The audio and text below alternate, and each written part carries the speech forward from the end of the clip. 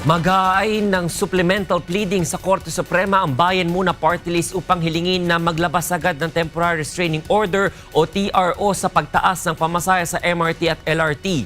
Ito ang balita ni Grace Cassie.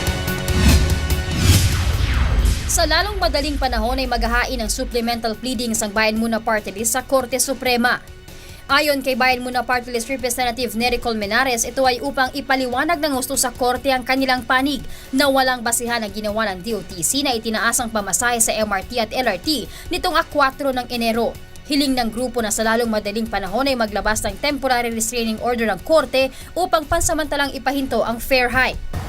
We have to abide by the court's decision, so we will have to file a supplemental petition na nagko-contain ng una, yung pag-amin ng DOTC na wala silang jurisdiction at pag-amin nila na walang hearing na naganap.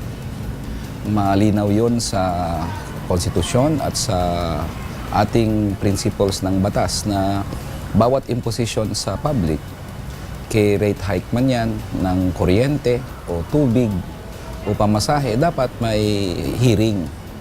Kahapon, bigo pa ring maglabas ng TRO ang Korte Suprema sa fare increase ng DOTC. Sa halip, pinagsusumite ng SC ang pamahalaan ng kanilang comment sa mga petisyong kumukwestiyon sa legalidad ng pagpapatupad ng fare increase sa loob ng 10 araw. Sa isinagawang pagdinig ng House Committee on Transportation, kinuwestiyon ng mga kongresista ang mga opisyal ng DOTC dahil hindi ito kumbinsido sa paliwanag ng DOTC sa basihan ng fare hike. Naniniwala ang kongresista na may magagawa pa ang Korte at ang Kongreso upang ipahinto ang mataas na pamasahe sa MRT at LRT. Sa kada araw na hindi na i-issue ang TRO, at least mga 15 to 20 million pesos na dagdag sa pamasahe ang papataw sa taong bayan at mahirapan ang i-reimburse ito balang araw kung sakali mang manaig o manalo ang petisyon. Sa darating na Martes, ihahain ang supplemental pleading sa Korte.